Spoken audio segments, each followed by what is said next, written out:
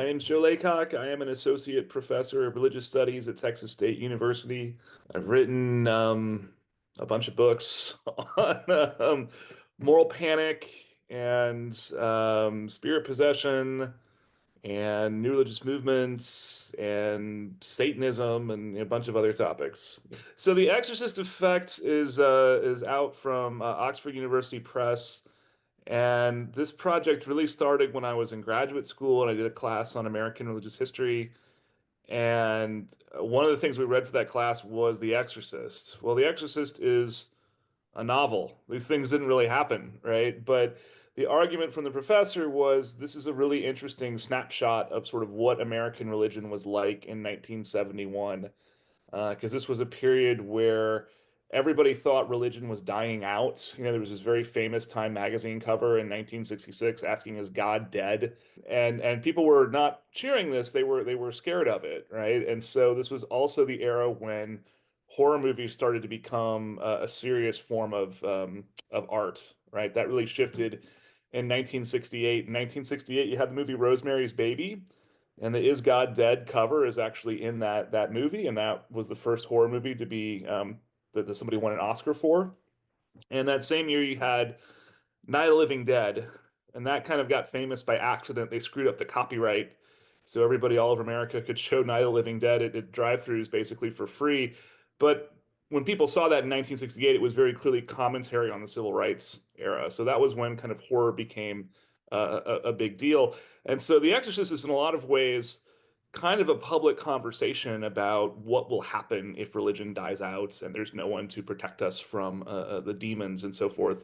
So I wrote my first paper, or I wrote one of the first articles I ever published was on William Peter Blatty's inspiration for writing The Exorcist, and I kind of had this idea in my mind for a while. And I finally got a contract to do this with Oxford University Press. But the premise of the book is that The Exorcist was based on an actual exorcism that happened in 1949.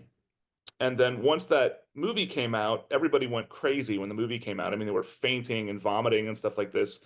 And they all went to the church and said, "I want an exorcism. I think I think I'm possessed, or I think my cat's possessed, or whatever."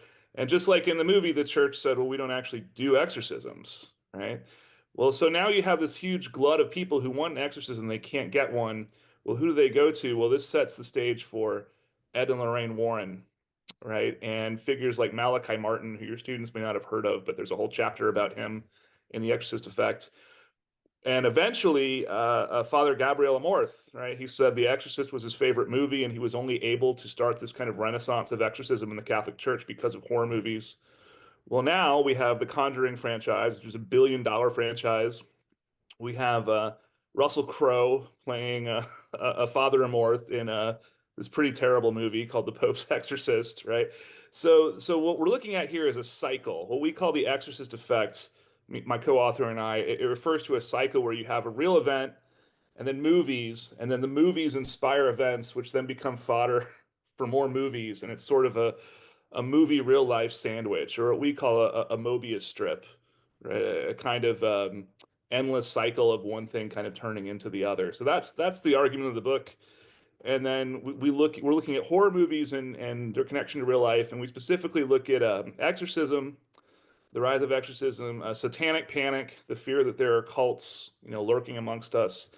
And then my co-author really wanted to do rock music, right? So we have a chapter on kind of heavy metal and ideas of sort of the evils of heavy metal and how those are reflected and refracted in horror movies.